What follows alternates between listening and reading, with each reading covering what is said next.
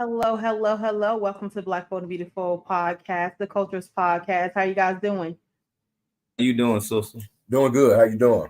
All is well, all is well. I'm so excited to have you guys. Thank you so much for your yes. I know it was a little shaky, but we got things together, so I do appreciate that. Go ahead and introduce yourselves to the audience. Well, my name is Leon Davis Jr. and on the podcast I go by L Dog. And my name is Johnathon Davis, and on the podcast I go by Junebug. Okay, okay. And where are you guys located? Nashville, Tennessee. Nashville, Tennessee. Yeah. Mm-hmm. Yes, ma'am. Okay, okay. I hear the accent. That's why I asked. I hear the accent. That's why I asked. So, could you just give us some insight on? First off, let's just get to know you guys. Tell us a little something about you guys. Well, I'm a 59-year-old black male, and Come on, 59. yeah. Hey, we still rocking it now. We not done yet. Yeah, we just getting started. We getting ready to go into another chapter, but. Okay. In the meantime, I'm just thankful for where I'm at right now, and just thankful to be able to be, to have a platform where we can shed more light on this mental health thing. And as far as black men are concerned, we really need more revenue. We need more exposure. We need more attention being led to this avenue.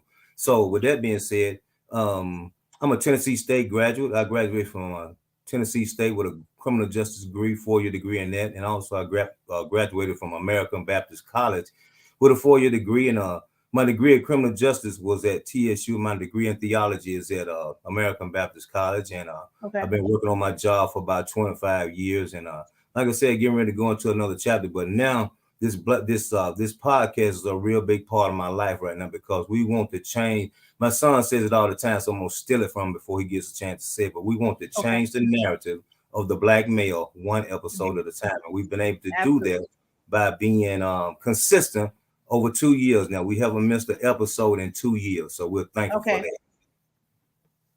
That's good stuff. I commend you guys. I know that sometimes it does get rough, definitely to be consistent. Yes. We have a lot of odds working against us. Definitely with the mission that we have, which is, focusing on the mental health in the Black community. So I definitely commend you guys because I know that it can also be, I don't want to say draining, but it can be a lot to deal with mental health alone, and then to come on a platform, try to get other people to open up about those things. I know that sometimes it's like pulling teeth. So I commend you guys for your consistency. Yes, thank you. Yes, ma'am. Yes, ma'am. I just briefly, Johnathon Davis, 27 years old, born and raised in Nashville, Tennessee. Blessed to have went to Nashville State Community College. I have an associate's degree in exercise science. I transferred from that community college to a 4-year program called Cumberland University, and from there I got my bachelor's in exercise science.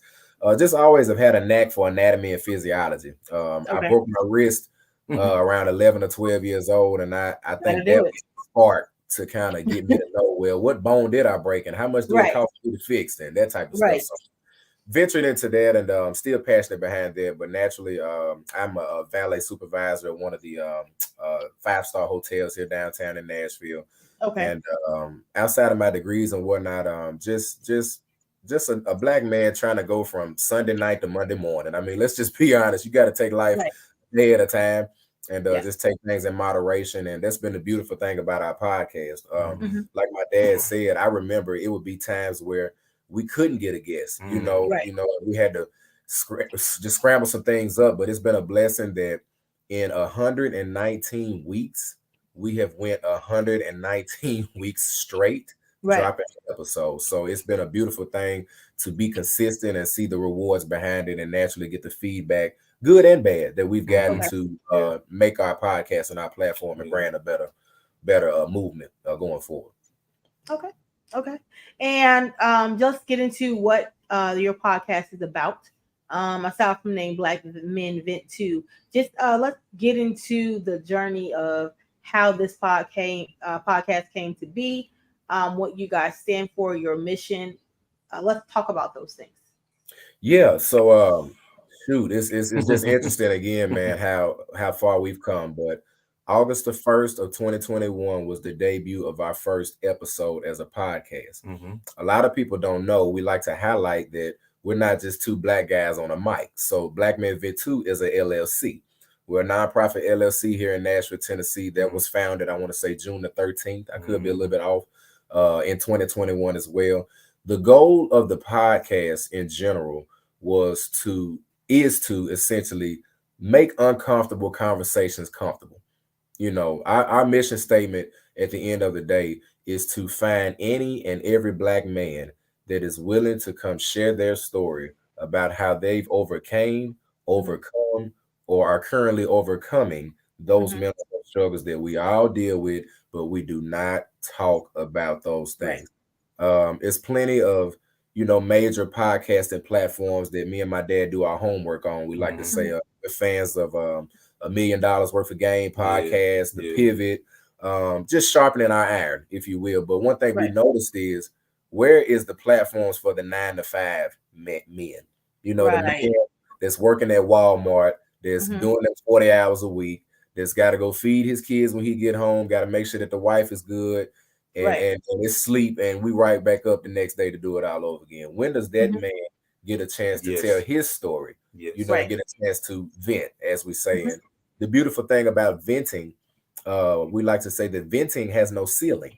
So what that means is, when you vent, sometimes you got to surpass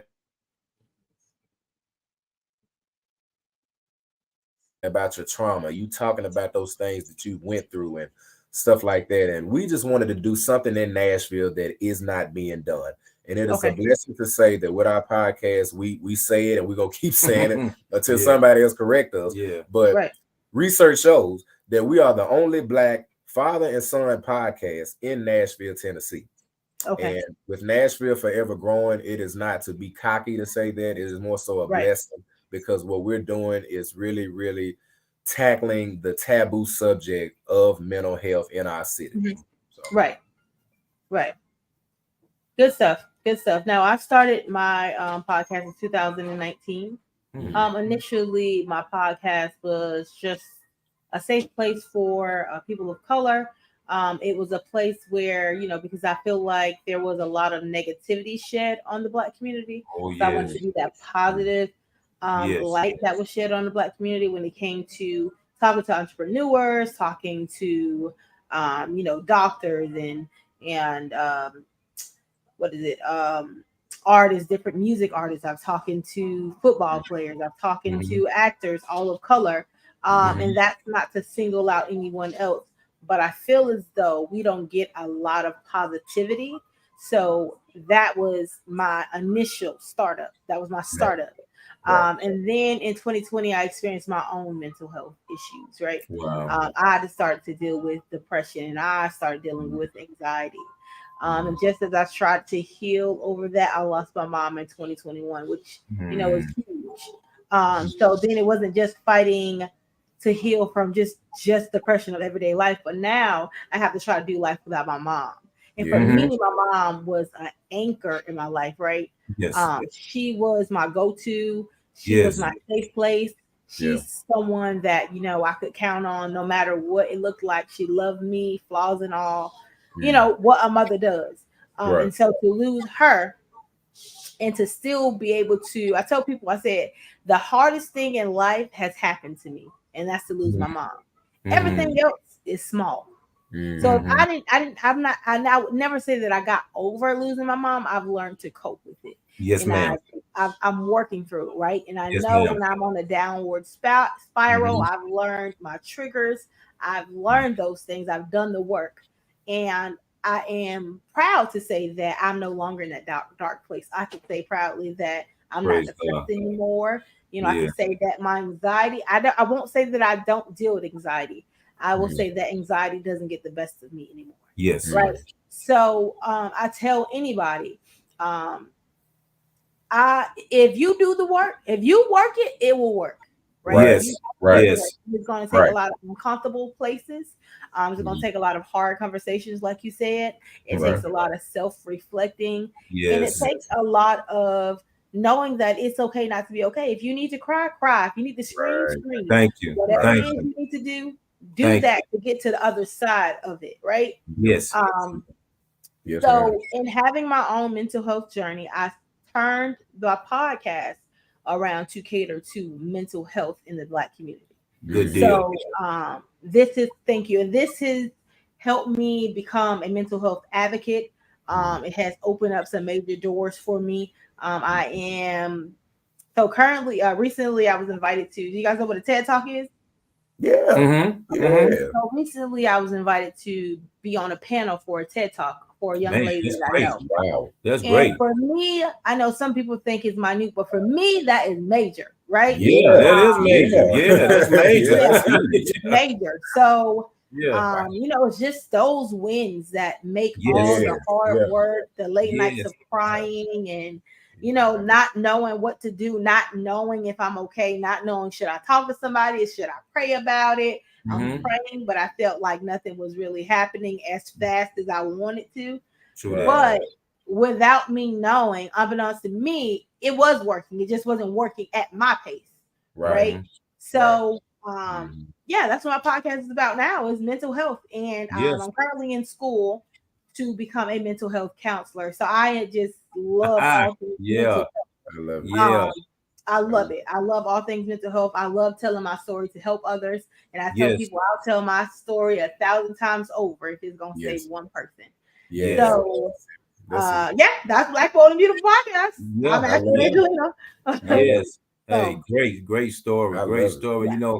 And that's the one thing that we pride ourselves on. That's what help moves our podcast is that we have so many different people coming from so many different places that's Right. dealing with so many facets of mental health. Right. So we get them on to do what you just said, to tell their story so that maybe somewhere down the line we can help change somebody else's story by just Right. listening to a podcast sometimes. Because you said it earlier.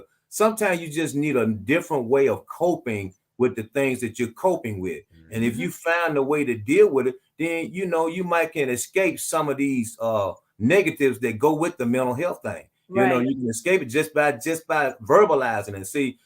We had a real close family member. We have some family members that are dealing with mental health. We had one real close to our hearts, and that's what really drew us closer to the subject because we wanted to know more about it. Right. And so when we started to diving into different situations, we found out that, say for instance, if you're having a mental health episode right now, you could call the police and it could turn bad.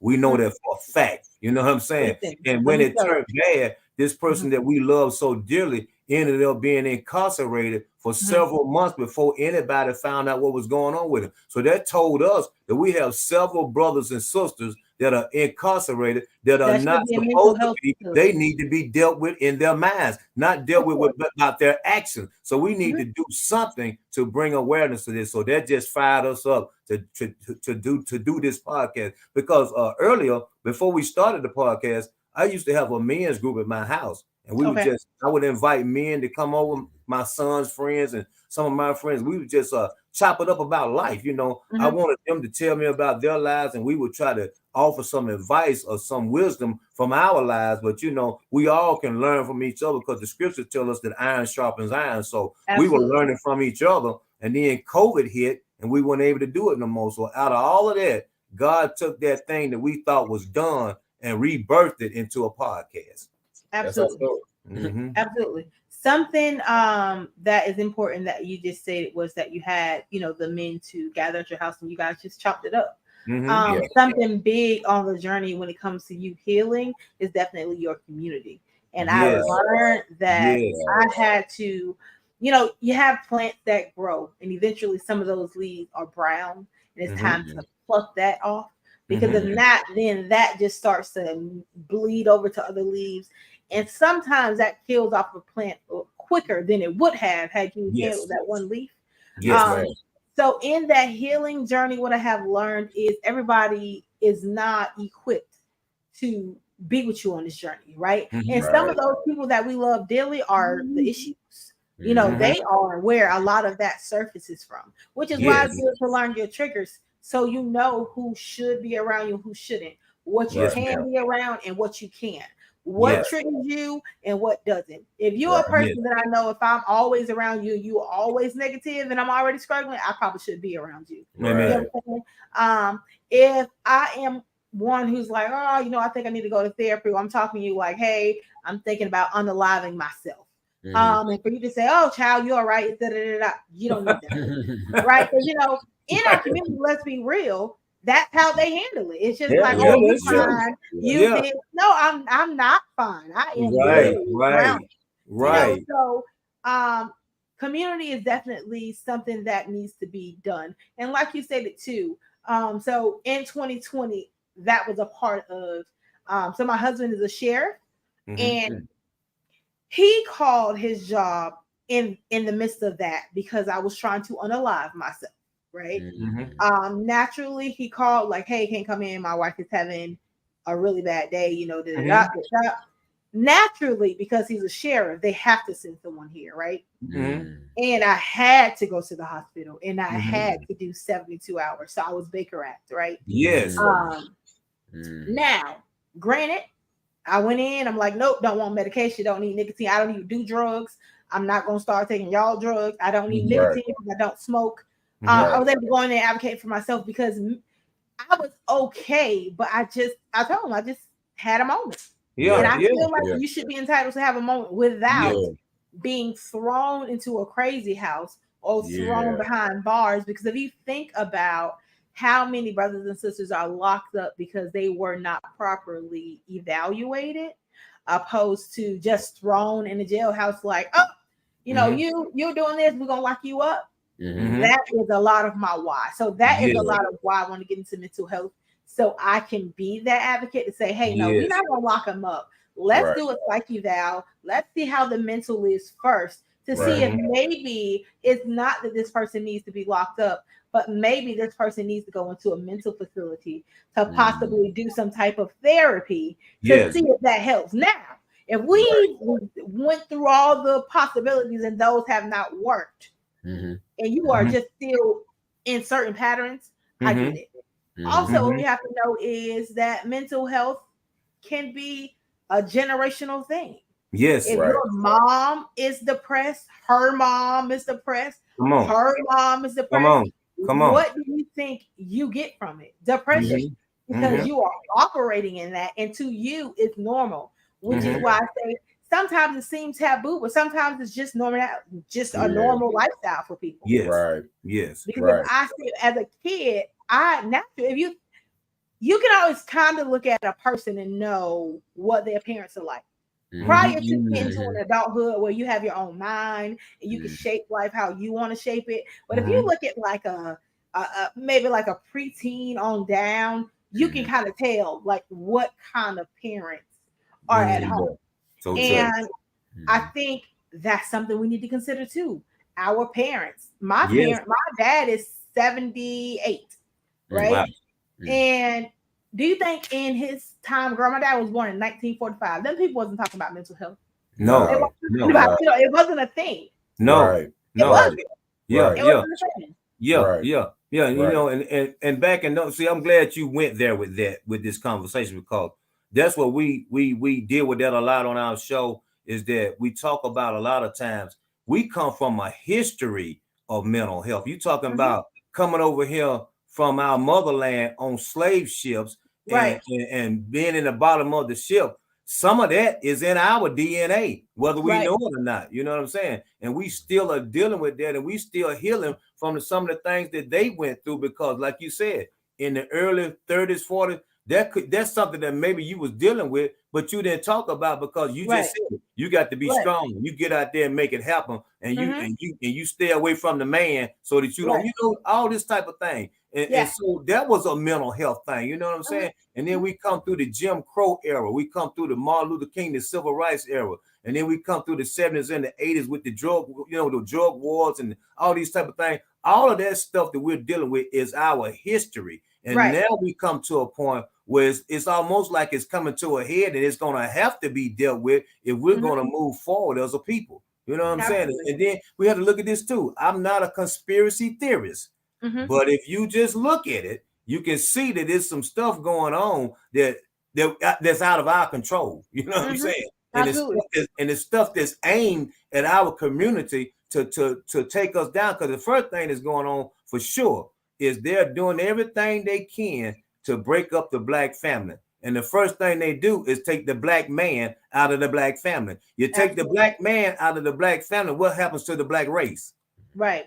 We gotta watch this thing. So if we watching it the way we're watching, just say us three, then you trying to be a counselor. We're trying to bring awareness to it, and also just trying to make sure that we get people on here that can add to that. You know what I'm saying? Right. And then we're in the process of learning as we go also. So it's just a process where we need all of our people that are, like you said, advocates to bind together to do what we can to just bring more funds, more awareness, and more help to this to this thing. You know what I'm saying? Yeah. Right. Yeah.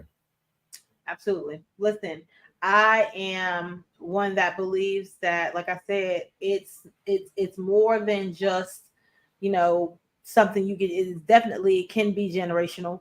But like I said, you have to be willing to fight like it's the fight of your life, because you are literally fighting for your life. Fighting. I'm talking about seriously fighting. Yes. Seriously fighting. And so the other week I had like just this moment of gratefulness, right? And I don't know if you guys have ever experienced just grateful, not that anything major had happened, it's just reflecting on where I was and to know that I tried to unalive myself. And to think like, wow, look at all you have accomplished since then. Come on now. You thought that you weren't going to be able to make it. You thought that was the end. You didn't think healing was possible. You thought you lost Ashley, but girl, look at you. Yeah. And I have to talk to myself like that. And while a lot of me really misses my mom physically, I know that spiritually I am making her proud. Yeah. I know that she is, looking down saying, that's my baby. Right. And I strive every day to do the best I can do and be the best I can be, because my mom, I feel like she was cheated on life while she was 50. She was 64 when she passed, right? I felt like she was cheated. For some people it's like, oh, she loves a good life. Not for me, because I had only had her for 30 years of my life, right? And so I feel like she was cheated. So my thing is, I'm gonna live life for me and my mom, right? I'm gonna do things that she couldn't do, and I'm gonna make you proud in doing it. But I have always had a love for people, and I always want to definitely see my people do well. And I just hate for, the negativity, the negative light that we get. Granted, some people make some crazy decisions, it is what it is. It's something, and that's not just our race, that's just people. Right? People. Just people are just different now. Yes. And the stuff that like you look at the news, no, the news is depressing. Because people are losing it, literally losing their mind. It's nothing that shocks me anymore, because it's like, it's a given. Brother school shooting, it's sad, but no one's doing anything to stop it, right? And then it happens, and everybody wants to, have these wild factors, like, oh my God, I can't believe. How do you not believe that it has happened when it has happened so many years? Every year we have 3 to 4 school shootings. And what point are we gonna change the dynamic? So now that leads into not just depression in the Black community, but and not just in adults, kids. Because some kids are scared to go to school. I work in the school system, and I say a prayer every morning to cover myself to go in my job and cover my kids if they go into the school. It's sad that we are now, that's a norm, but it is. If my kid's school call, I'm stopping what I'm doing to answer, because you never know when that is the call, right? That's right. So I feel that while we do have just as taboo as it is for mental health in the Black community, is just as taboo when it comes to mental health, when it comes to adolescents. And I think we need to also magnify that. These things need help just like adults. For sure. Go ahead, man. Well, I was gonna say that, two things. First things first, just to reiterate, where you're at in Florida, if I'm not mistaken. Yeah, I'm in Florida. And where we're at in Tennessee, when you see platforms like Black, Bold, and Beautiful, like our platform, Black Men Vent Too, we said in the podcast, why wouldn't you support something like this? True. You Right. know, just as a Black person, you have a brother, you have a father, you have an Mhm. uncle, you have a Mhm. granddad. Notice Mhm. I named all men and not women. And the Right. only reason why is because our platform highlights the men, because the Mhm. men are being removed by variables out of our control and Mhm. some in our control. Mhm. You Yes. know, and as we always say, why wouldn't you support platforms like yours, Ashley? If Mhm. you're in Yeah. Florida listening to, you know, Black, Bold, and Beautiful throughout the week, why see a woman that is magnifying mental health when mental health can be talked about in every household? Man, But yeah. yeah, Right. I hate to use the H word, but you hate on it. Right. You know, we got some of those in our culture. You know, you Mhm. hate Absolutely. on it. You hate on because maybe I didn't think of that idea before you. Well, let's Right. not look at it as a competition, because Black folks got a problem with that. We Absolutely. compete in the Or wrong nothing. areas for no reason. Mhm. When Mhm. you're talking about mental health, everybody can get a piece of this pie. Yeah. You know what I mean? Right. Right. Everybody can get a Right. piece of this pie, man. Right. Because one thing I've learned just in my field of major in exercise science, my body's not gonna move unless my mind tell it to. But if your Absolutely. mind is so far gone, your body's only gonna operate from what your mind is telling you to do. So you Mhm. have to make sure that your mental man is protected, Mhm. and you Mhm. have to make sure that you have that peace of mind in anything and everything that you're doing, because mental health, man, is real. Yes. That's the cliche we say all the time. Yeah. You know, We also call it the new pandemic. They talking yeah, about COVID-19. No, mental health is the new pandemic. yeah, Get They don't with want it. to have those conversations. Yeah, exactly. exactly, They don't exactly. want to And have you those know, and it's conversations. sad, sister, because when you talk about the adolescents, we had a situation in our city. There was a school shooting, Mhm. and it was a young Caucasian girl, and she went to the school. I think she killed about, I think, 5 people. I think maybe 3 adults and 2 students or something to that nature. But the sad part of this, sister, what you just said earlier, what is it going to take for them to wake up and understand that this is an issue? Well, check Right. this out. So our governor of our state, he had I was regular taken too, but away. okay. Yeah, he had to just know this. Well, I don't want to get political, but I can say this: he's not of our party. I'll put it like Mhm. that. So Mhm. anyway, so there was a situation that the school shooting, and he was an advocate of not pushing mental health issues. So Mhm. what about his wife's? And it's sad to say, and God bless that family. And I hope and pray that that family is healing, if some kind Mhm. of way they heal that we're talking about this subject. And I hope that family is healing. But what happened is a young lady got murdered during that situation. What Mhm. just so happened, the young lady that got murdered was the governor's It was his wife's wife. friend. Oh So when wow. that happened, guess what the governor did? Talk What you about think mental he health. did? Got Mental health. busy. Got Mhm. busy quick. Mhm. You know what I'm Mhm. saying? And it's Mhm. sad that it has to come down your street before you Mhm. think it's a thing. But Right. it's a Right. thing. If it just Mhm. because it's not on your street right now, what Yeah. them old people tell us, keep living. So if you Right. keep living it, it's gonna come down your avenue, and you're gonna Right. wish that there was something in place to help me because it's on Right. my street now. So Uh-huh. why wait till that happens? Let's do Right. something now before Mhm. it gets to your street. Instead of being reactive, let's be a little proactive. Right. Absolutely. Absolutely. Listen, I get it. I'm just gonna say that our governance is no better than y'all. So I just want Mhm. y'all to know that it's Look, no we better. heard about your We governor. seen We those heard, news. we Yeah. heard about your governor. Just, just pray our strength in the Lord. I'm just gonna say I'm glad that I know Jesus. Yeah, Yeah. come on now. That's it. Come That's on Because it. now. Come on now. listen, yeah, that's what I have for that. But yeah, so let's get more into the mental health and because you are two black men, Mhm. and I think that you guys will be pretty open mental health wise. Um, do you could have either of you dealt with mental health, and if so, you know, have you healed? Are you healing? Where are you now mentally? Um, Lord, we don't have enough time to go probably through both of us, but I Yeah. but I know for sure, just for giggles, naturally, mental health is real. Mm, I feel like if you're a human, you're dealing with some type of mental health stigma, some type of, just something in there. But me personally, I would say anxiety is my biggest deal. I worry too much. I overthink, those type of symptoms that come with anxiety. I remember in college, I was just telling my parents about this, had real bad test anxiety.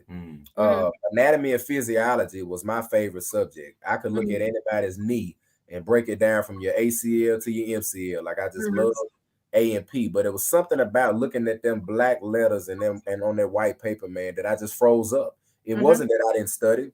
I didn't know the information, but sometimes when you're talking about mental health, it controls your physical. So I'm sitting there looking, I got the pencil in my hand and I'm like, I know it ain't A, I know it ain't C, but I know that it was B the whole time. But I didn't overthought that with those natural inner insecurities coming from that, anxiety. And it's just been something that I need to naturally get more involved into counseling. I think sometimes, as a Black man, you be on autopilot. And what I mean by that is your life is just moving. You wake up, you brush your teeth, you go to work, you working out, you eat, you do stuff with your family. For us, we doing a podcast. I'm checking emails. I'm asleep. I'm back up again. I ain't took not 1 hour to just breathe. You know what I mean? That has a lot to do with anxiety. I'm no therapist, but I'm no therapist at all. But that has a lot to do with anxiety. And that was one of those things when I said triggers. Yeah. When you're having those times when you feel like your anxiety is creeping up, stop to feel and realize, like, what are you doing in that moment? What was I doing prior to my anxiety going up that caused it to go up? Right. So then now you're aware. Like, if I know, so when I was dealing with anxiety, my anxiety came and flared up when an ambulance or a fire truck or any of those lights got behind me, right? And this was after my mom died. I'm like, Lord, I don't know what this is because I'm not scared of these things. Like these I've lived in the hood for a little bit. So, I'm used to these things. Right. But why am I, there's one day I had, when I say a panic attack, I had to pull over. I was crying, hyperventilating, all of that. And I'm like, I got to figure this thing out. Yeah. I thought about it. The issue was when my dad called me and said, hey, your mom has passed. I went to the house. But going to the house, I was behind the fire marshal because naturally when someone passes, all of them have to come, right? And so I followed this fire marshal to the house. And when I turned on my mom's street, of course, naturally there's police lights, there's the ambulance, there's the fire truck, the fire marshal, sirens, and all this stuff. There's a lot going on. Right. I realized that this is a trigger for me because this is the last time I saw my mom. Right? Yeah. And when I last was encountered with these lights personally, it took a major piece of my life. Yeah. So I had to realize that's why you're triggered. And I notice now, while my anxiety has come down, anytime I hear a siren, the first thing I do is call my dad. Good. That's good. When the siren goes off, I call my dad. Doesn't matter. And I live way on another side of town. Right. But just hearing those sirens, even if I just see the lights, I'm calling my dad. Yeah. Just to check and make sure he's okay. You know what I'm saying? So your anxiety, just try to pinpoint when you were okay and when you started to feel those, those anxiety levels start to rise. Now if I do this, my anxiety's gonna get high. And listen, I started doing the good prayer, like, Jesus, I don't know what this is. Come on now. Come on now. Come on now. That thing cease. Yeah. But not spiritual, but I love Jesus. Right, for sure. Thing down and I keep it going, but but actually, it's so important to be self-aware. A lot of us are not self-aware of what us is going through. Like we really, you got to look at yourself in the mirror, and sometimes it ain't fun. Sometimes it ain't fun to look yourself in the mirror and be like, you know what? I do got a little depression issues. You know what? I do got some PTSD. You know what? Behavioral disorders, I might do have that going on. But when you see that and you're aware of that, seek that help. Yes. You got podcasts like us. so we can have those resources readily available. I'm sure you got some in Florida that you can contact. Lord knows in Nashville, we've been blessed to be around a lot of mental health organizations, mental health advocates, mental health groups. So we say it all the time, man. We don't do this podcast for us. For sure, this is a service that was naturally given to us by God to make sure that we get out here and get to any Black man that want to talk. You know, and just to throw this out there, you know, just talking about mental health in general, we've had white men on the show. Oh yeah, we've had 3, 4, I want to say something like that, white men on the show, because what we want to do at the end of the day is 2023. We don't want to seclude ourselves to just being in a box when you talk about mental health. Mental health can touch the Black community, the white community, Hispanic community, the Jewish community. We can go on down the line. But we still wanted to make sure that we put on a pedestal Black men, because Black men have never been put on the forefront to just come talk. You know, just come talk. That's all. If a Black man is coming and like, hey man, can I got something on my mind, you'll hear them say, oh, I gotta go do this, I gotta do that, or no, I ain't got time right now. The next thing you know, that man is dead, you know, on the news the next day. You had that opportunity right there. Right there. That opportunity right there. But you missed it. You missed it. And I'm so passionate about it. Yeah, I'm just passionate about it because I say this all the time. We wait for Black men to go on a t-shirt, get put in jail, or get buried 6 feet deep. Then we want to talk about, well, what was wrong with his mind? What was going on with his mental? Did anybody talk to him? No, you didn't. But the crazy part, the thing I really despise when people say this, I never would have thought. Right. I didn't even know. I didn't even see that. I had a young man, and it's not comical, but it's just telling you how unaware and sometimes unattached we are. We're so caught up in us, we don't see those things, right? We don't see the red flags. But I told him, he said, you know, his friend had committed suicide. He's like, he was tore up by this thing. He was in my office, we're talking, and he's like, man, I don't understand. Like, and I said, as a person who's dealt with mental health, I said, he was like, he didn't show me those signs. He was always happy. I said, you know, people think that depression is sad. Depression isn't sad. It's happy. It's telling jokes. It's goofy. That's right. That's right. Don't never sit down. You know, a giving person, want to always make sure you good. But when that person goes home, they're stuck with all that stuff, right? They're grounded. So that's why they are so positive out in the world, because when they're home, they're up to here in water. You know, they are stuck. So have you noticed this, Ashley? That mental health really became much more of a thing to discuss after COVID. And what I mean by after the initial wave of COVID, you think about what you just said. When that person has given out, has exerted all of that they can. They hey, I'm checking on you. I'm doing this. I'm running here. I'm running there, making sure everybody good. When you were quarantined up in that house and you had to be in there in them 4 walls and you couldn't go nowhere, I think post-COVID really, really brought this mental health stuff on. I've seen a whole bunch of different podcasts and Facebook groups and all this type of stuff about mental health, because I think what COVID showed us, you can be here today and gone today. I don't like saying gone tomorrow. I like saying gone today, next couple of hours. You see what I mean? So being in that solitary confinement, if you will, being locked up like that, it did something with your head. Look, especially if you don't like the people you living with at home. You locked up with cousin Ray and brother Bam Bam. You ain't liking none of them. Right. You know? So we gotta do something. Yeah, you gotta be locked in. We gotta do something. Man, you gotta break out of all this. So it's just I'm grateful for both our platforms, and it's beautiful to see that even in Florida, in Tennessee, wherever you go, mental health is being more discussed. And I believe there's hope. I believe there's hope, man. We just got to continue to be advocates and do what we can to change the narrative in our own cities and states. And hopefully we can get more funding to this thing, because see, it's just like this.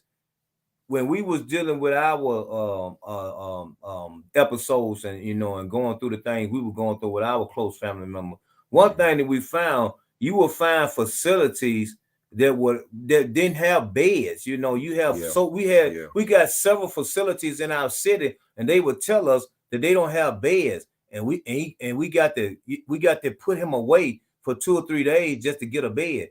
Then we take him to the hospital, and he goes to the hospital, and that's a bad situation because they're not equipped to handle this type of situation. Because one of the hospitals that we went to, they had a thing downstairs where they kept the mental health people, and it was almost like a jail. You know what I'm saying? Because they didn't have nowhere to put them, but they wanted to keep them confined, so they kept them locked down in the basement of the hospital.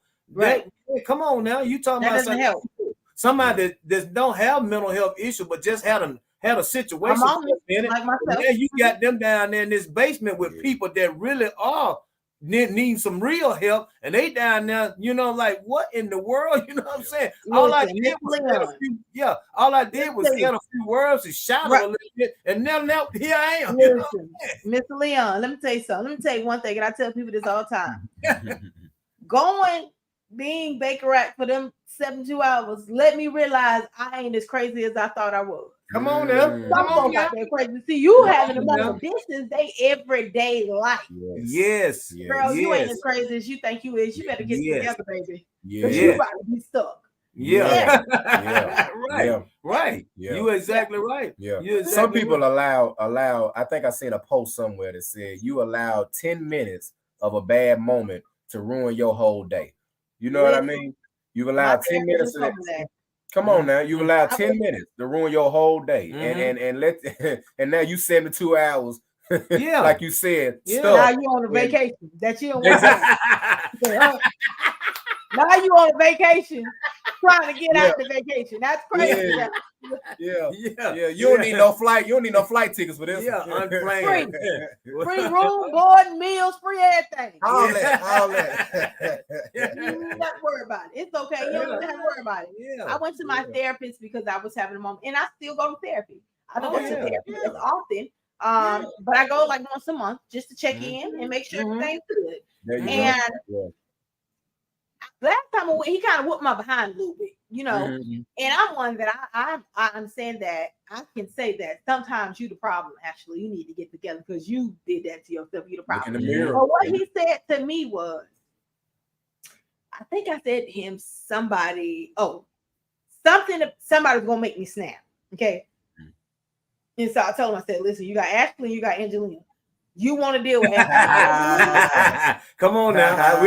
We know about the split. We know about this split. That's the thug. You don't want to deal with her. Ashley, she loves Jesus. Angelina be willing to risk all of it. She don't none of it. Right? So I was saying, you know, like this person gonna make me snap and this person gonna make me do this. And he said, no.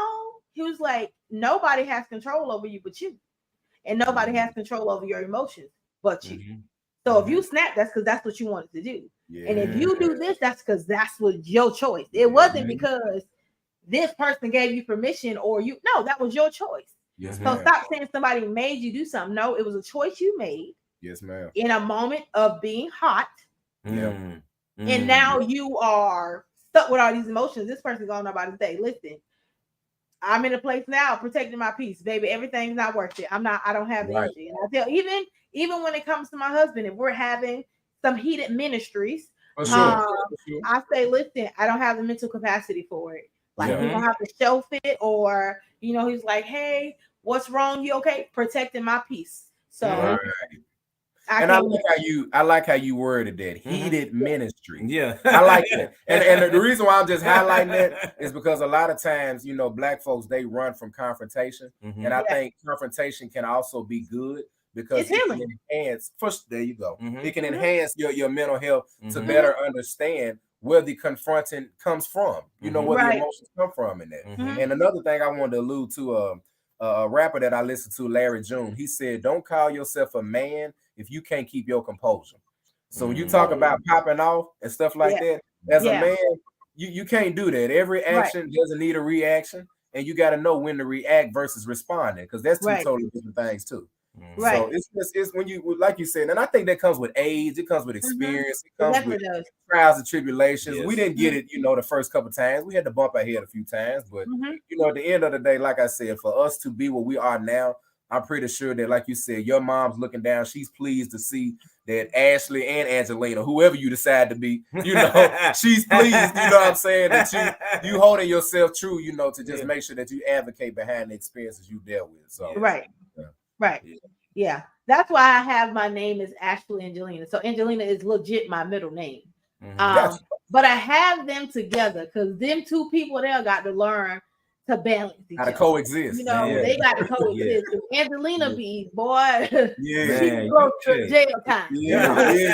Ashley be like, listen, you know, Jesus is not pleased with these decisions you're about to make. You know, I was talking to Pops about it. You know, when you watch cartoons, you remember you used to see the angel on this side and the devil on this side, and it's like, no, I don't need to do this. It's like, yeah, you do need to do this. That's Ashley and Angelina right here. That's it. And they battle it out. That's it. They battle it out. But ultimately, I am thankful for, like I said, growth. I'm thankful to be in this place. It is unfamiliar, but I am enjoying being in this uncharted territory. And just loving the growth, learning, the learning curve, and just I am embracing this season. For sure. Yes. We're trying to do the same thing, and one thing I think, you know, he's laughing about because we do the same. Me and my wife do the same thing with him.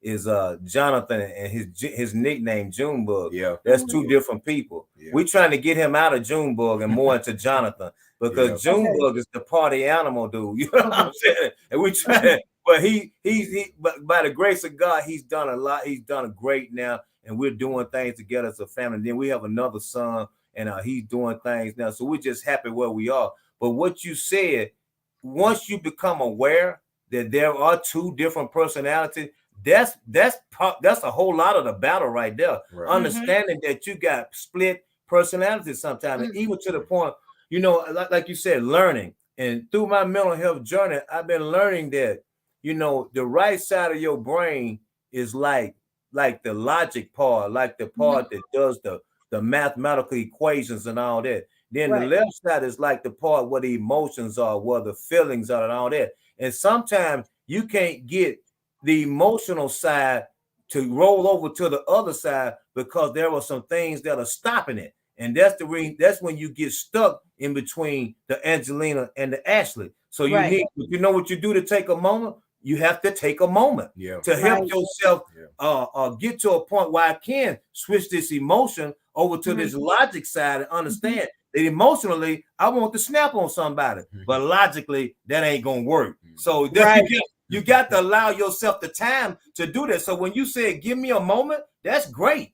That's great, because if you don't take a moment, then that emotion gets out of control, and then you pop out. And then when you get somewhere where you can think about that I should have done that, then who knows what this place will be? Will it be locked up? Will it be in one of them basements? Where's this place going to be? Where I can reflect on, man, I shouldn't have done that. You know what I'm saying? So I think it's good that every now and then, I've learned this. I learned this even through some of the mental health classes that we was going through and some of the therapy sessions that we take. But and it seems like something simple, but take time and take a deep breath. Take a deep breath every now and then. I'm talking about really sit back and take your 2 or 3 deep breaths, and you will find out that is something that will really help. Because what the scripture tell us, sometimes we have to think before we react. You know what I'm saying? And we have to think before we react. But that's the reason sometimes it's also good to listen before we speak. You know what I'm saying? Listen for understanding and not for a response. Because you mix those things up. And that's something that I shared with there's a young guy that works at our job. And he's talking about his little lady friends or whatever, you know how that goes. And he's like, you know, something he said, I'm like, well, what kind of listener are you? And so I was in the midst of saying something to him, and he was already trying to respond. I said, brother, that's your problem. You ain't heard nothing I said to you because you were thinking of your response. So when I'm done, you'll have something to say. Nothing I said registered, because we should be on a totally different page. But we should be on page 5. You wait at page 30. But we ain't got it, you know, because you have thought that far ahead. Like, okay, well, she does XYZ to 3rd to 4th to 5th. What? Just listen. To it, and I'll be a firm believer. If I'm talking, take what's for you and what's not. Hey, it ain't for you. It's not for you. Take what you can take from it and leave it at that. It's not a personal attack. Right. It's not me dogging you or none of that. Take what you can take from it and leave the rest where it is. Yes. Some people listen to just hit that. They don't listen to comprehend. They listen to respond. Yes. And that was something I had to learn for myself. Like, because listen, once again, we're in the middle of a heated ministry. I'm like, oh, I can't wait till he stop talking because I'm about done. Right? But now I'm just like, okay, I can understand where you're coming from. I see what you're saying. I see, and I see the difference on how we communicate now, right? Because in the earlier part and younger, 25-year-old Ashley, right? This girl was a trip. She was ragged as a mango seed, and baby, she had a temper. And you didn't tell her nothing, okay? This was prior to me knowing that, okay, you got some mental health issues. Girl, you the problem. You need to get your little ragged self together. You know, before I was very self-aware, I'd be like, oh, I can't wait for this brother to finish because, boy, I'm about to read you. But go ahead and finish. But I'm about to read you when you're done. But now, okay, I understand. Well, that's not really for me because I don't know what you're talking about there. But okay, you know, I take, and then I'm going to say, okay, so what I hear you saying is X, Y, Z to the third, to the fourth, to the fifth. Am I correct? Yes. Okay. Well, with that being said, this is my response to that because I listened to you. I was listening with a purpose. To understand and let you know that I was listening. And now I'm going to give you my response. But if you talking, I'm just like, oh, I can't just wait. You ain't understand nothing I said. You got an attitude about something you should have attitude about. Because really, I don't think they got to wait, but your defense is already up. You're going to hear it how you want to hear it. Yes, so true. So true. Let me ask you this, Ashley.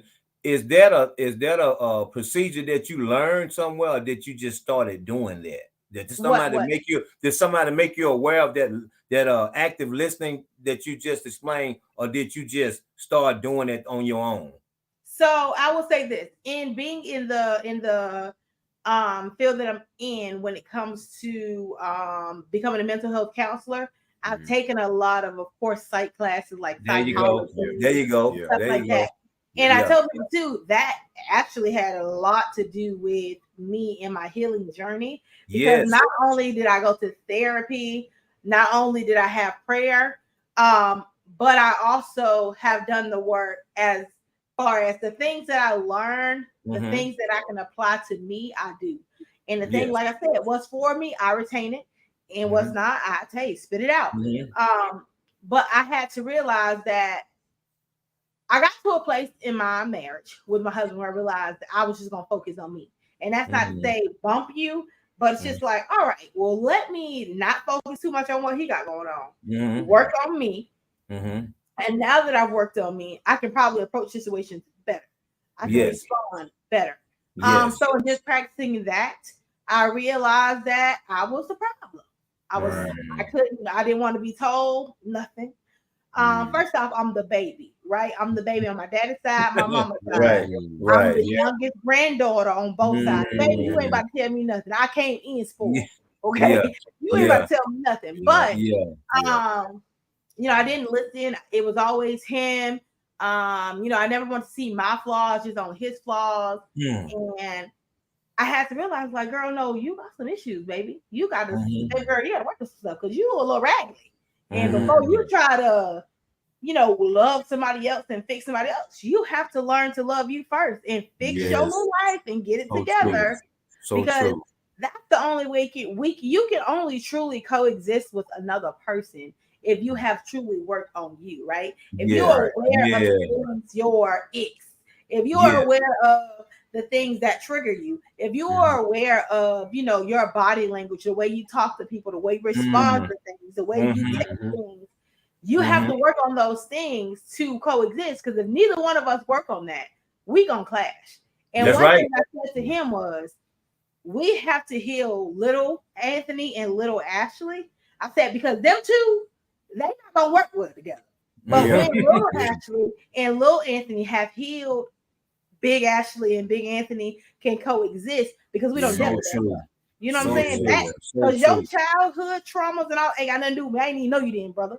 And you ain't know me. Right. So it has nothing to do with me.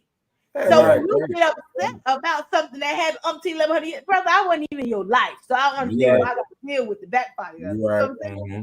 But once you have worked on the little people, big people that come together and coexist, it's not going to be perfect, but it'll be much better than us coming together with all that baggage. Yes. Imagine me with a ton of baggage, him a ton of baggage, and we trying to get in a little put, little punch. It's not gonna work.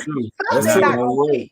That's true. Something's not gonna fit. We gonna go nowhere fast because your baggage, my baggage, me and you, it's not gonna work, brother. We're not going nowhere. We're not going nowhere. So it's something that life has really taught me. It's life experiences that have taught me that. And in doing that, I realized there's a lot of things I probably could have done different in prior relationships. While those are important because we don't moved on from them. But there's probably some things I could have done differently, but I was not mature enough. Right? I didn't even understand myself, let alone trying to coexist with somebody. Yes. So true. That's it. That's it. So true, man. You're so right. And the reason I asked you that question was because when me and my wife was going through our therapy session and going through the teaching process that we was trying to learn so that we could better communicate with our family member, that's one of the techniques that they taught us was the active listening part. They taught us that, and that was one thing that we was having issue with because that's what the person told us when we were trying to get to the bottom of some of the issues that they were having, and they told us that when I speak, y'all were not listening to me. And me and my son find that to be one of the biggest problems that Black men have is that they're not heard and they're not seen.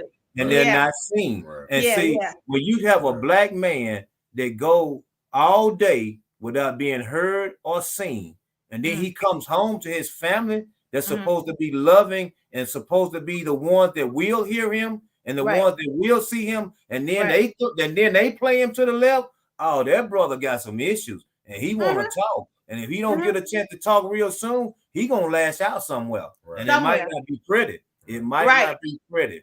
Right. Yeah. And it has nothing. And I think what we have to focus too on is that every time somebody lashes out, it's not always personal. Sometimes That's right. You just happen to be in the wrong place at the wrong time. Yes. They were already on the edge. So a slight piece of wind is gonna push them in. And that is why I am so adamant about it doesn't matter where I am, who I'm around. I don't meet a stranger, and I'm gonna always make you laugh. I'm gonna make you smile. That's just genuinely who I am.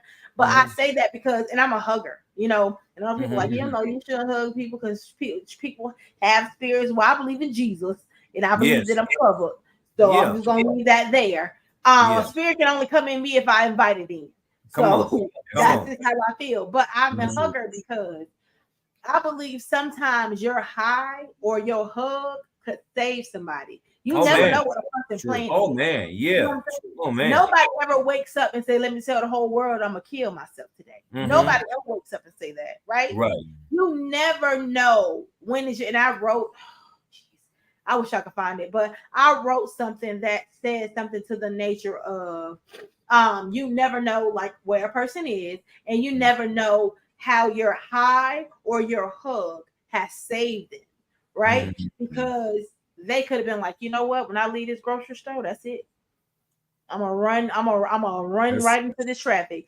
When I finish taking my kids, I'm gonna go and jump off this bridge. When I get home, I'm gonna get that gun and do what I gotta do. I'm gonna hang myself. I'm gonna take these. You never know what a person has. You know what I'm saying? So I never want to be that person that pushes that person who was right down the head. Yes, Lord. When I said something mean, harsh, or I was not fair to that person.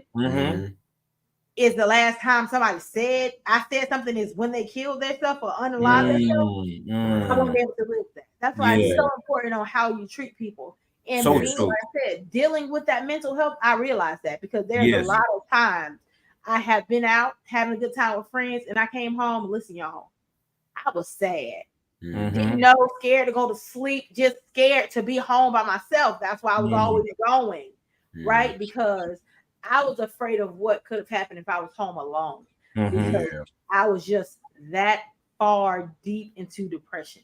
And that's why I say you just have to be careful on how you treat people, because you never know when the last time is the last time. You never know. Right. That's so true. So true. That is so true. So true, man. That is so true. Yes. So I think it is important that, and I spoke to a young man last episode. We were talking about, things about, Black men. The title was Dear Black Man. And I told him, I said, I feel like you guys are definitely unappreciated. I think that there are a lot of stigma stuck to you guys, and expectations sometimes are very unreal. Yes. I feel like you guys already came out with so many strikes. Everybody wants y'all to be thugs, and you can't be husbands, and you can't be a stable dad or a dad that's in a household. And I'm totally different, because my dad has always been in my life. You know what I'm saying? Always. We have always resided at the same address. He has always provided. And I am 32. I'll be 33 in November. My dad still, I have to go to a class. I have to commute about like an hour and 20 minutes to every Monday to this class.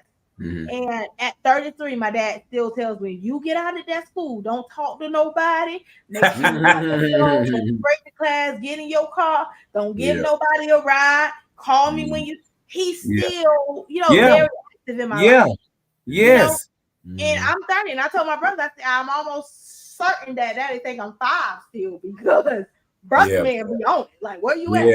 Okay, I'm gonna call you at this time, and if I'm not home, we got a problem. If I say I'm going to the store at night, we have an issue, because who going with you? And what you do tomorrow? You know what I'm saying? So it's just, it's just important that we shed more positive light, and that's why I definitely love your podcast. And I saw your title, I was like, I got to get them on the show. Praise God. Thank you. Praise God. Because there are so many negatives that comes after a Black man. Yeah. Right. But I know that a Black man can be an awesome husband. I know that a Black man can be an awesome provider. Awesome dad. Not all Black men are absent. And then my question too is, why are they absent? Because sometimes it's not always them. Let's see the buck. Some of y'all Black women can be a trip. It ain't that they don't want to be there. They can't be there. And if me being there means I got to sacrifice my peace to still be here, got to fight the world, got to come home, fight you. See, that's what I'm talking about. That's what I'm talking about right there. Man. And I told him, I said, as a man, nobody probably want me, because I'm not doing it. Go out here, fight the world. Got to come home, fight you. And now I leave. I'm a bum father. No, I'm a father that knows I need my peace, and that I can raise my kid without having to sacrifice my peace to be with you. So get it together, or see you later. That's it. And see what you just said. That's the reason I say I'm not a conspiracy theorist, but I am a person of reality. And when you look at how the world looks at us as men, they always put us on the back burner. This is how they put the Black woman against the Black man. If you got a Black male that's up for a job, and you got a Black female that's up for a job, and they're trying to get a job in a company that's looking for, let's just make it what it is, a token, because they need somebody there to say that we have some Black people on the job. 9 times out of 10, they're going to have the Black woman first. And the reason they do that, because they want to, again, keep the Black man down here. So a lot of Black men want to come up, but they'll end up giving the sister the job. And no disrespect to the sister. If the sister can get the job, get the job. But I'm just saying, give a Black male an opportunity to provide for his family also, and do something if he has the qualification. And a lot of times the brother has the qualification, but it's just a thing where they don't want him there, because here we go again. You take a Black man that's smart, that has education, that's successful, and know how to handle himself, know how to articulate his words, know how to do his thing as a man. A lot of times that puts a lot of fear in people of other men of these other cultures. They're fearful of that. You know what I'm saying? So here we go again. You talking about the fight. Not only do I have to fight him and fight that, then I got to fight within myself because now, like you said, I'm thinking that I'm less than because I can't provide for my family because they won't give me the opportunity to. So that's the reason. Yeah, here go another thing. So then I try the black entrepreneurship thing, and I get that going, and now I can't even get my people to spend money with me. Well, let's talk about it if we're gonna talk about it, because So it's just so much. That's crazy to me. You would spend millions at Gucci. You would spend millions at what that man named with them ugly shoes, the little what them people name? The Wheezies. The big, they look like orthopedic shoes. Them Yeezys.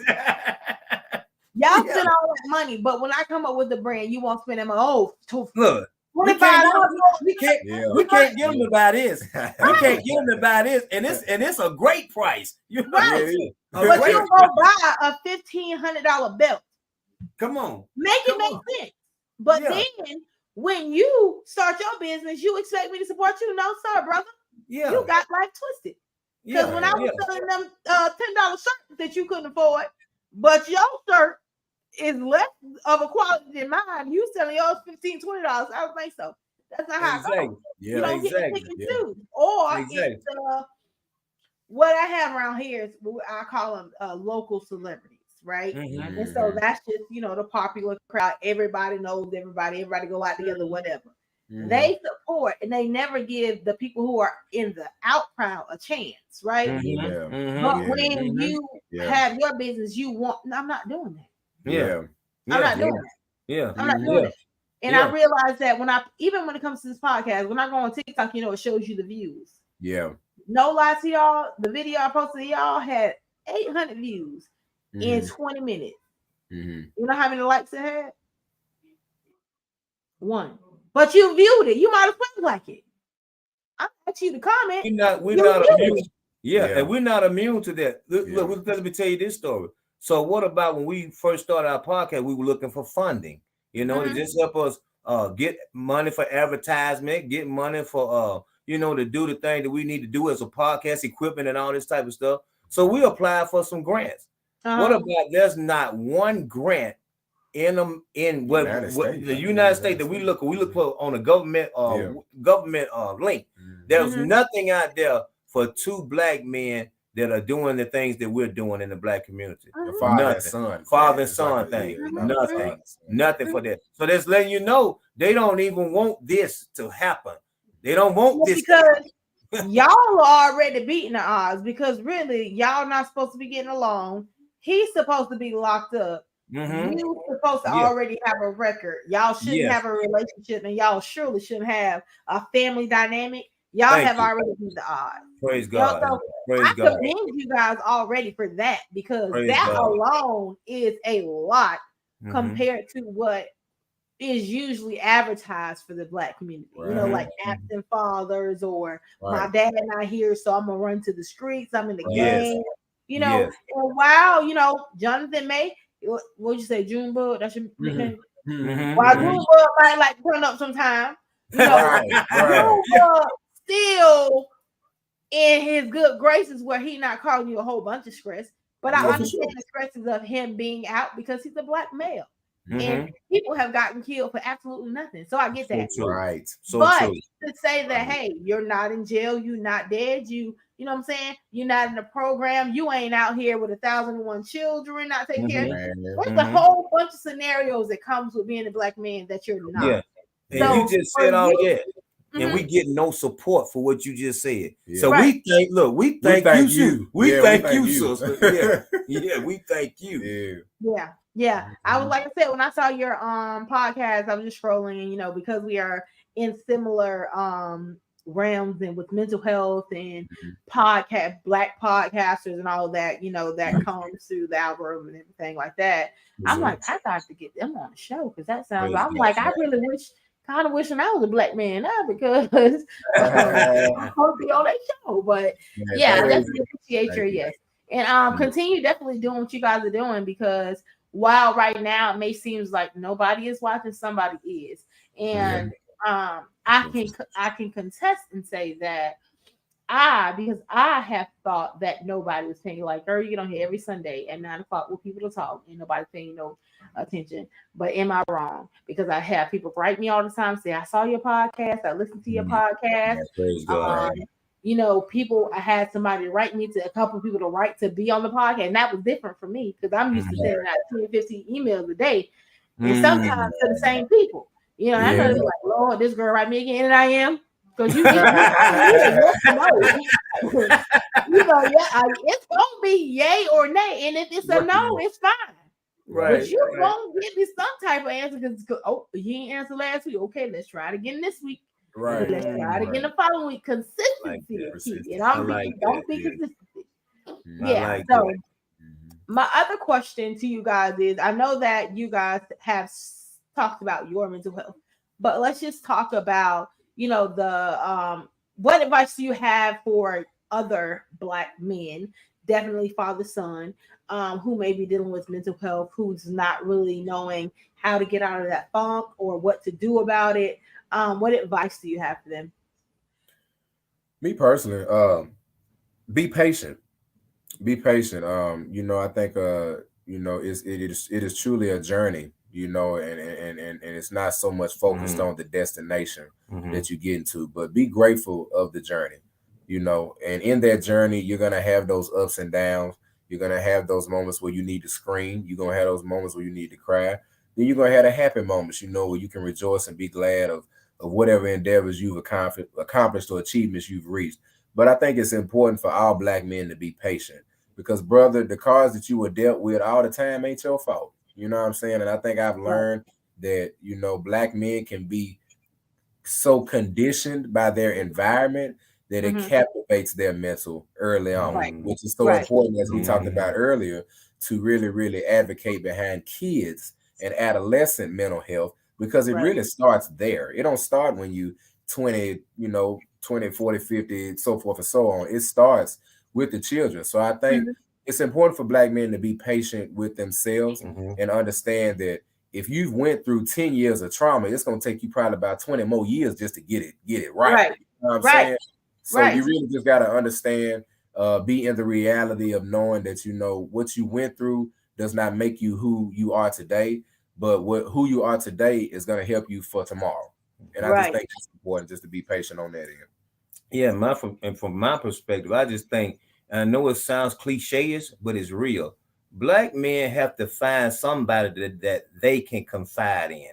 They have to talk about without being judged. Yeah. And that's the platform that we offer, just in case there's a Black man out there that wants to talk. Right. But that's what we have to find, places where we can talk, not be judged, and get around some people that will tell you the truth. Right. Don't get around a bunch of yes men. You don't need that all the time. You need people that tell you the truth. If you got a friend that you can be real with, and he tells you, man, I think you need therapy. Don't get mad when he tell you he think you need therapy. Take his advice. Take his advice and start doing therapy. Talk to somebody. And then when you talk to somebody, you just have to always find yourself. This, first of all, if you're not a faith-based person, find you something that you can believe in. Yeah. Find you something that you can believe in. I choose to believe in Jesus Christ. That's what I choose. And that's been working for me. So that's what I'm going to do. You know what I'm saying? So that's what I'm going to continue with. So I'm going to ride with Jesus. But if you're not riding with him, you need to find you something that you can believe in, and find somebody that will believe in you. And somebody, like you said, is not going to judge you. And I tell any Black man, when everybody else discounts you, don't want to be bothered you, never stop betting on yourself. Right. Never stop betting on yourself, Black man. Always know that when nobody else is in your corner, you still got you.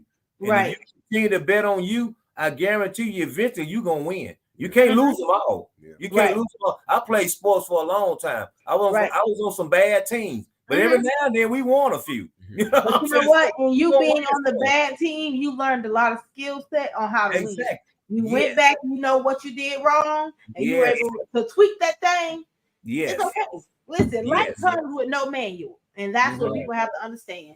You're not going to get it perfect the first, second, third, fourth. Sometimes it take the 10th, 11th, and 12th time to get it.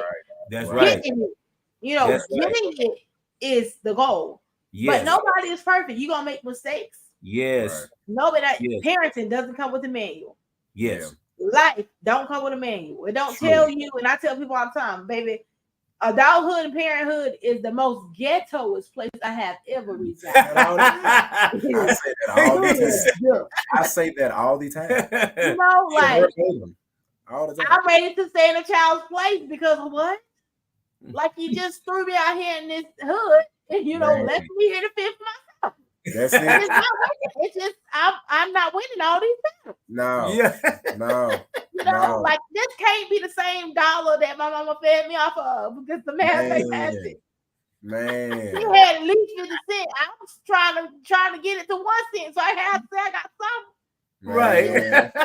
You know, but life doesn't come with a manual. And I'm one that I'm not gonna say that I don't take life serious, but I don't really take a whole bunch of stuff serious, right?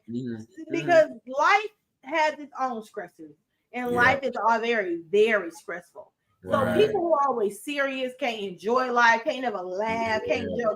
Me, I'm the worst person to take in a serious situation and think if something happened, I'm gonna die. Like you're gonna have to remove me because I am going. I'm goofy, you know, and I'm not one to bank on in serious situations that I'm not laughing. Don't invite me because we get to pick that because I'm bawling tears and all can't breathe, right? But you just can't take stuff so serious, man. You have to be able to enjoy everything about life, the good, bad, ups, downs, all those parts. You have to learn to enjoy it. So that's what I make sure I enjoy life. Everything people just be so uptight, baby. All right, listen, your negativity is killing my vibes. I can't. I'm not gonna do it. You know, but I think if people just didn't take things so serious all the time, like lighten up. Already kicking out behind. Lighten up. What is gonna be, and that's it. And I think my son said it earlier too. You know, sometimes in life you're dealt a bad hand, but I've been playing cards a long time. Every hand is not bad, so just get another hand. Right, just get another one. Now, Mr. Leon, you look like you be slamming cards and dominoes. Hey, sister, you think I don't? Yes, ma'am. Yes, ma'am. Hey, and talk plenty smack with it too. You look like it now. I'm gonna tell you what you look like, and that's what you look like. Yes, ma'am. Yes, ma'am. So look, anytime you up our way or we down your way, we get it on. I'm gonna let you know right now. I don't know how to play spades. Don't judge me. I don't know how to play. Okay, that's all right. Well, look, you can come support then. Right now, I know how to play dominoes. Well, see, there you go. There you go. There you go. Play some goldfish. You know. Some declare war. You know. That's right. That's about it though. But so mental health. And then my next question for you guys is, you know, I know you guys have this platform. Tell me some more about your nonprofit organization that you have. So essentially the nonprofit is Black Men Vent Too. Naturally, we are trying to use the earnings, if you will, that we get from the for-profit of the podcast. And the podcast, we sell merchandise. So the money that we would use naturally from the sales that we get, we funnel that into the nonprofit so that once we get a true big lump sum of money, we want to maybe do scholarships in Nashville for certain high schools and stuff like that. We want to donate just $1,000 to the mental health co-op down the street. We want to go to a couple of spots and just kind of pop in and just donate here where we can and just stuff like that. So we're building that as we go, and we use the podcast to pilot that. We have a nonprofit as well. And like we said, we've been looking for funding. It's hard to find, but we've been looking for it. You know, so when you can't find it, what you got to do naturally, every Black person got a little street in them. You know what I'm saying? So you got to go back to the streets and kind of sell a hoodie and flip it. Sell a hoodie and flip it. You pick up what I'm putting down. Like you got to. That's how we roll. You got to do that. So sell a hoodie and flip it. Sell a hat and flip it, and just keep flipping it until we get So that's the LLC in a nutshell. And you know, just continuing to keep it growing. We've been in this for 2 years, and hopefully and prayerfully we got a long way to go. So and definitely continue on the journey. Definitely. For sure. Oh yeah, without a doubt. And that nonprofit thing that we're trying to do is also a thing where, like you said, for profit. That's the reason we sell the hoodies. That's why we sell the hats. That's why we sell the bracelets, the keychains, and all that. Because we want to again be a part of help funneling funds into the mental health issue. Right. We want to be able to put some money in it. So if anybody wants to funnel something our way for us to funnel it through to the mental health places where it needs to go, we definitely can get the monies where it needs to go because we know where it needs to go. Right. Absolutely. I love it. I definitely now have you guys tried Etsy shop, Amazon, just for naturally selling the merch, or just kind of so for setting up a shop on Etsy, so you can set it up under Black Man Event too. I'm familiar with Etsy for sure. It's just man, Ashley, over the last 3-4 months, we just been trying to get the money to even get the merchandise back out and stuff like that. 2023 has been an interesting year for our family. You know, I can't speak for everybody else, but the beautiful thing is we have really gained a lot of traction and support this year. I will say that to where people, they looking for more hoodies and they like, man, when y'all get another batch in and this, then the third. So it makes me and my dad eager and more passionate to work our little 9 to 5s just so we can have some money to funnel in and flip these hoodies and shirts and literally cater to the community, man, and have that service out so that natural people can see that we care. I mean, that's at the end of the day, we care, you know, and a lot of people that is us, we don't care about each other. I think that's the biggest thing too, man. You got to look into yourself and look past yourself when you're thinking about serving somebody else, man, when you talk about mental health. So, absolutely. Another thing that we do, and we don't want to make sure we don't miss this. Also, we just started this about maybe 2 months ago, a month ago, 2 months ago. We also are financial coaches. And what we're doing is we're trying to start a thing where we educate our Black community on how to invest their money. Financial literacy. Yeah, financial literacy. Because at the end of the day, people always told us growing up, for me, is get you a job, graduate from college, get you a job, and put you some money in the bank. Right. If I'd have known back then what I know now, I would have put 1 penny in a bank. You know what I'm saying? Because I've learned that what the banks do is they take your money and my money, they invest our monies, they make money, and they never give me none of the profits. The only thing I get is them 23 cents you gave me at the end of the year for the money that I had in the bank. When I could have been making investments just like you just did with my money, so I could have had me a couple of thousand to go with that 10 that I had in there. So we're trying to educate, especially our younger people, on how to invest their monies at a young age so that when they get 35 and they get ready to start a family, 40, they get ready to start their own business, they'll be able to go into their investment without going to anybody's bank, without going to anybody asking them for money, because you got money, because you've been investing your money. So we just started that about 2 months ago. Okay. Something I've learned too when it came to the financial standpoint of things is investing into life insurance policies, right? And where I got this from was, I know that's a confirmation somewhere. That's a confirmation somewhere. That's it. That's it. What I got from actually Waka Flocka, he was talking about having $1 million policy, right? And what he was saying is, the girl was asking him something. He said, "Well, I'll never go broke." She said, "Why do you figure that?" He said, "Well, you know, I have a policy worth millions of dollars." And he said, "What I do is, if I need to go make a big purchase, I borrow off the $1 million. One of them policies, right?" Come on now. Come on, man. You know what? Hey, man, look, Ashley, the fact that you are a believer, and you're talking about what you're talking about, that's part of our venture. We didn't want to disclose it, but you just did it. You know what I'm No, you good. No, that's great. That's great. Because think about it. How many of us are doing that now? Right. That's something I talked to a lot. My some of my family members about. And he was just saying, he was like, and I tell them the same thing. If I have $1 million policy, so I have me and my sister, who's my mom's daughter, right? And I'm thinking, if we got $1 million $2 million policy, right? We pay this thing together monthly. Mm-hmm. Right. Okay. Right. And in about 3 to 5 years, we can both borrow off of it and build a house brand new. You know, yeah, See nobody. she Yeah. knows. Hey, Yeah, sister, she knows. Even that's if your house is, say we got a $2 million policy.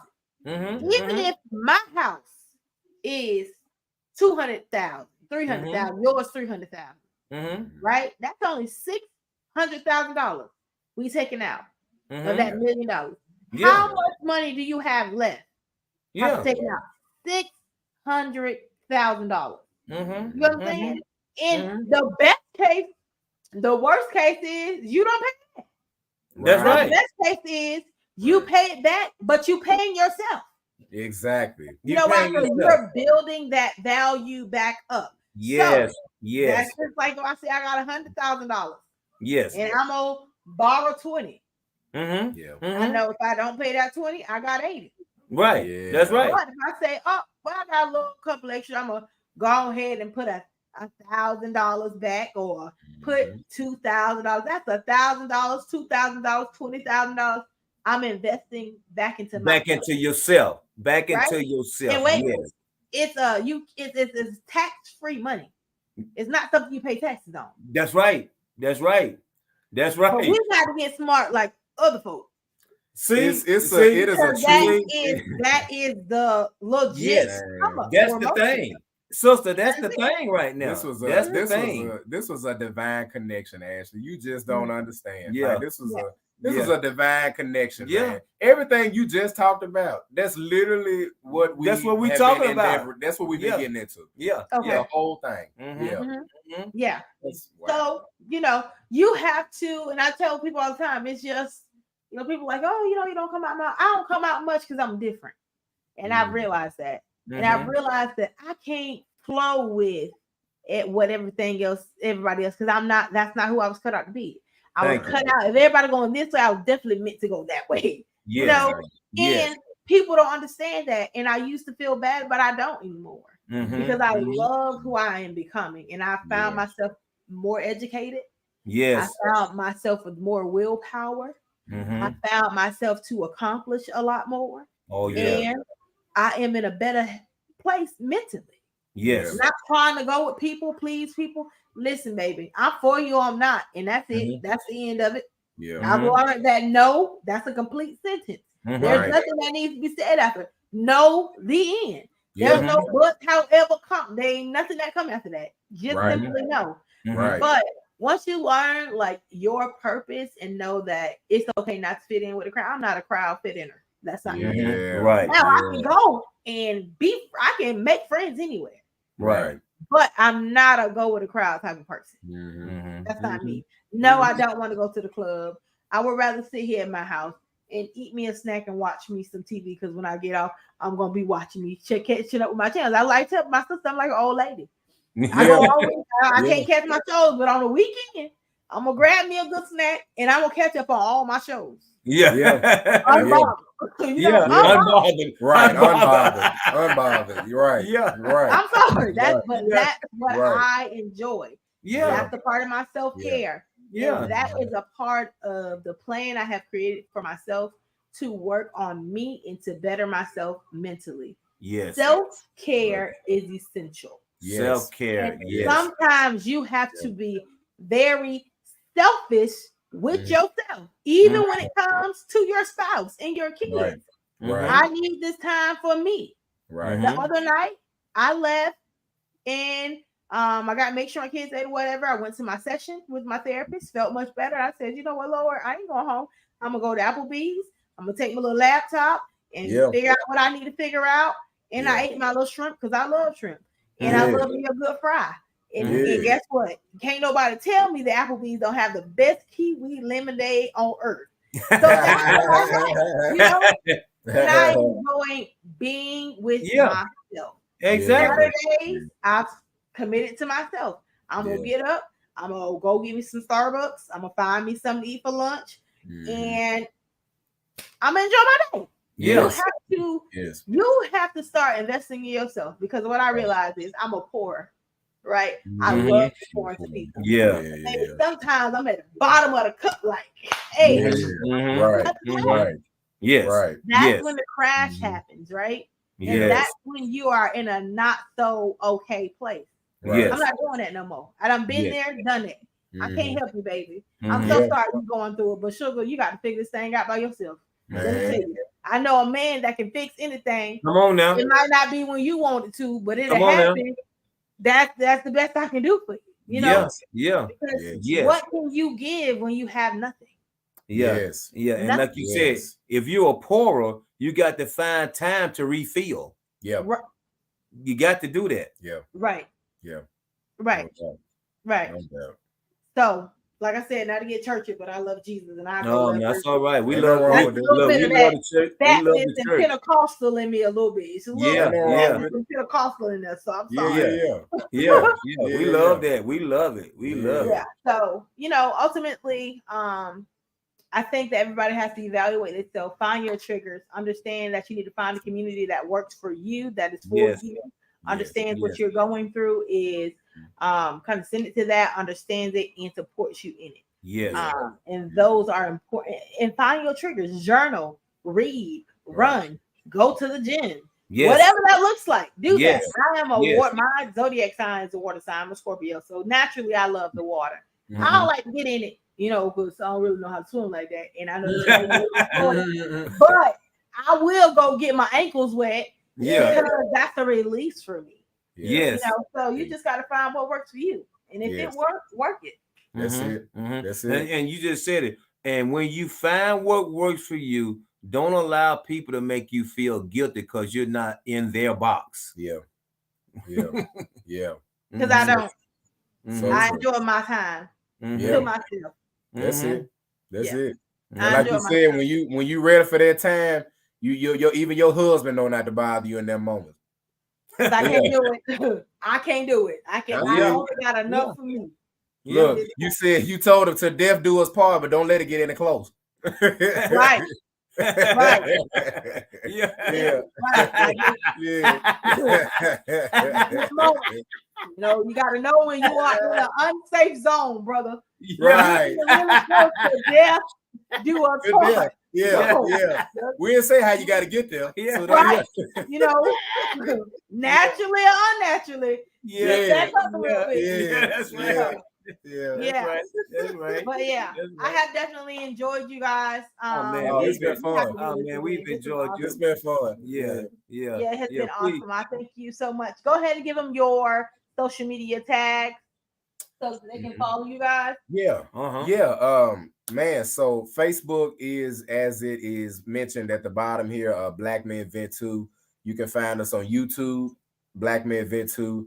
Instagram is Black Men Vent the number 2, and TikTok Black Men Vent the 2. We've been blessed, to be honest. If you type us in Google, any one of those links is us. Like we've really, really been thankful to God that we've been consistent enough that if you just type Black Man Vent 2 into Google, the majority of our social media links, couple of just different features and magazines we've been in over our 2-year time. So anywhere, again, Black Man Vent 2, Facebook and YouTube, Black Man Vent the number 2 on TikTok, Instagram. Email us, Black Man Vent, BLACKMENVENT, the number 2 at yahoo.com. If you'd like to be a guest on the show, we stopped recording in the month of September just to give us a little bit of a break, but we finna get right back in strong. We have a series, a season that Ashley, if you can tune in, I'm gonna go ahead and just put this shameless plug out. This one gonna be good.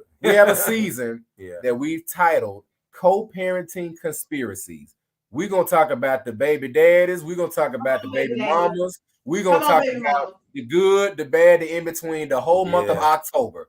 So tune in to all of our Florida people down there, man. Tune in to the Black Man Vent 2 podcast next month, because it's gonna be spicy. It's gonna be real good.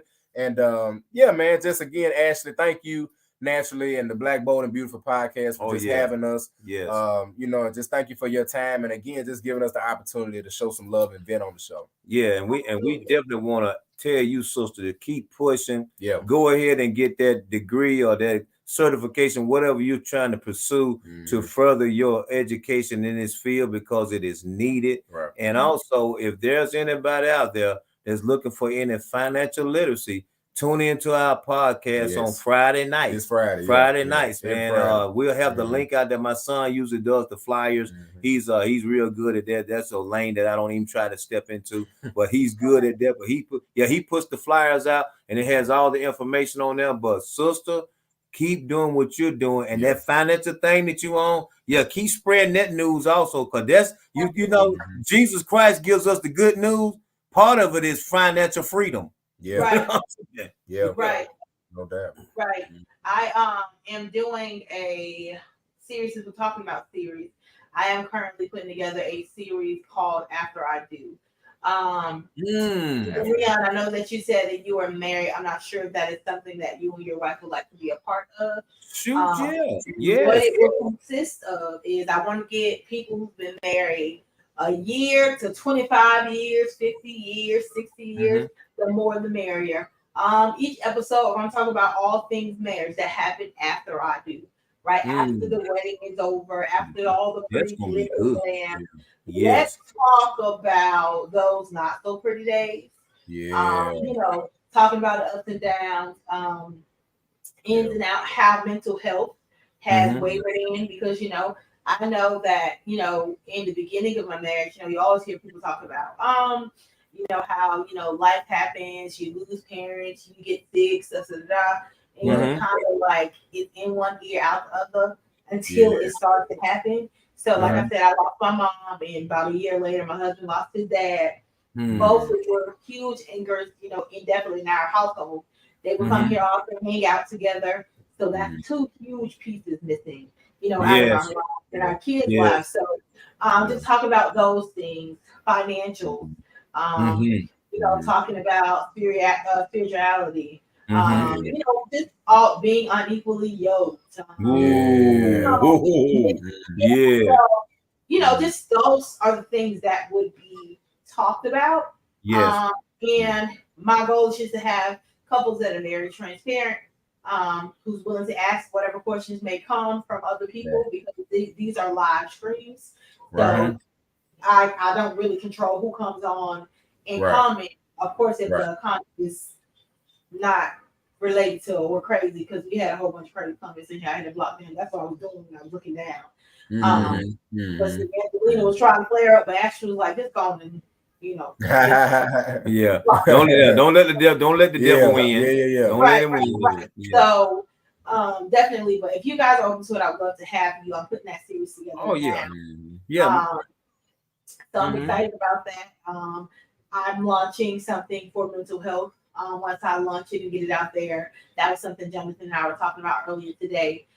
Once all the necessary steps have been done, I will release it. With it will come a blog. That's something that you guys could also, you know, be a part of. So I'm excited about all that God is going to do. At it. We are definitely needed. Even when it seems like things aren't going well, I know it seems like you guys can't get funding. I know you guys will get funding. It's just not, you know, in the time frame that you guys want it. But when you get it, you're going to get big. Yes, ma'am. So you have the mentality of, who said this? DJ Khaled. All I do is win, no matter what. So it doesn't matter how many times no's or something doesn't go through or it doesn't work out. It just means it wasn't. And what I've learned too is that God won't give us anything premature, right? Wow, I like that. We can receive I like that. Because we got all this stuff in our arm field already, and He just started blessing you and blessing you. How you gonna get it? You occupied. How you gonna get it? That's so true. That's so true. I like that. So that's something I had to really focus on and put on my head. Like, because there's like similar to you guys, there's a lot of things I want to do for the podcast. There's a lot of things that I want to see happen. I want to give to different foundations I want to create. a scholarship for kids. Yes, Lord. I Yes, want to Lord. do seminars. I want to travel and speak about mental health. I want to, Yes. not just to adults, but adolescents. I want to speak on those things. But I know what time it will come. Yes. But I know that right now in this season, I got to get actions together. Right. Yeah. And if I go in prematurely, I can't help anybody. That's I true. have to go in the right time and season. That's true. Right. That's so true. Think about going to a show extra early. Nothing is happening. That's right. When you go to the movie theater, but I'm talking about before the previews. Yeah. Nothing happening. You just right, there. Right. You there. That's it. Right. So we just just know that God is He in there. He just He on time. He on time. Might not be when we want it, but when you need it the most, it's going to happen for you guys. I'm gonna work on that. I'm gonna stand with you guys on that. Definitely praying for you guys on that because please do. Platforms are needed, and because we're doing such a great work, and because of the purpose and the passion, I believe that God will provide everything we need 100-fold. It's just in His timing. In His time. Yes, hey, we received that, sister, in His time. Yes. Yes. Yeah. So just think of us as a train that hasn't left the train station yet, because we're waiting on that one passenger who's there. And if we leave right now, the person who needs it most won't get it. Right. I like that. I like that. Yeah. So and we appreciate that. We appreciate that. And like my son said, I know this was a divine appointment because you said something that I've only heard him say, that life is ghetto. And then when you come around and then you start talking about those insurance investments where you can put some money in and in a few years get some money out to make it happen for you. When nobody talking about that, we didn't even tell you about that, and you start talking about it. So that's how we know that God has a way of connecting dots to encourage you to keep doing what you're doing. And you just said it. You hadn't gotten it yet, but I need you to keep going. So guess what I'm gonna do? I'm gonna hook you up with this girl down there in Florida, just to let you know that I see you. That's all about. You guys got it. Listen, I'm looking forward to it. I was already, low key, high key stalking y'all page a little bit to see what y'all doing. But I know that, like I said, great things are coming. I'm looking forward to it. However I can help in my end, I would definitely do that. Keep in touch. Look, please keep in touch. Cause you know what I just thought about? If we do get some funding, guess who we gonna help out? Hello. Listen, I appreciate that. Guess who we gonna help out? Seriously, of course, keep in touch. I'm serious about that. If you ever find out that we flossing in Dawson and you didn't get a chance to floss, you call us. Remember what y'all said.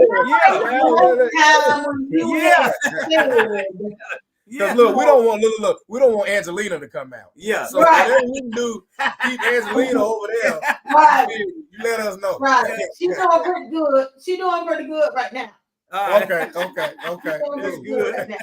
Yeah, she's doing pretty good. But listen, I have enjoyed this. I have enjoyed this episode. Man, y'all don't know how great this has been for me and how much of an impact it's going to have on my week. That's why I'm very purposeful when it comes to picking who I would like to have on the show. Not all the time. I'm sure you guys have experienced it. Not all the time do people come on and be very lively. Sometimes they're very monotone. It's just like, Lord, Jesus. Right. I feel like you are surprised. I don't know if you left your personality back there, but very much putting me to sleep. But I appreciate it because sometimes it's rough. Yes, ma'am. It's kind of rough. Wait, look, you've been a lot of fun also. You've been a lot of fun. Yeah. So, listen, once again, I thank you guys for your yes. I will definitely stay in contact. Let's make sure that we are staying purposeful, staying consistent.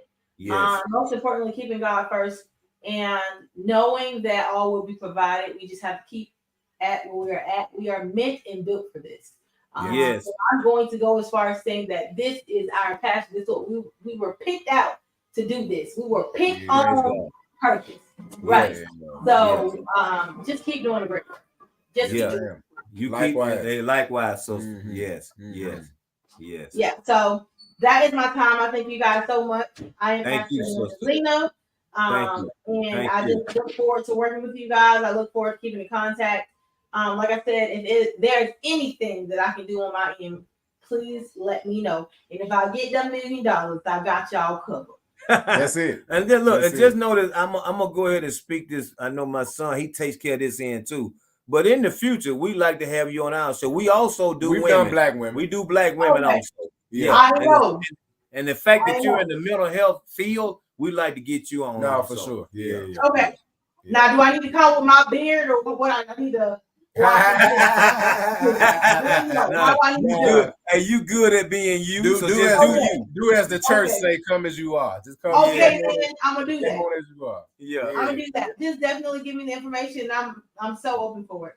Let's do Praise it. God. Let's do it. Open for it. Listen, you guys have an awesome night and have an even better week. Yes. I pray that God continues to keep you. And I ask that He, covers your mental. Allow nothing to alter it. And before I go, I forgot to ask you guys this question. Where are you mentally on a scale 1 to 10? 1 being the worst place, 10 being the best place. Right now I'm about a 7 or 8. I'm about a 7 or 8. Yeah. Okay. I'm not all the way there, but I'm much better this year, this time, than I was last year, this time. I did. And that's what counts, bro. Yeah. Girl, let me tell you something, Mr. Leon. If I ain't never knew that Jonathan was your son for real, I knew this moment when I asked y'all that, because I asked y'all that, y'all both said.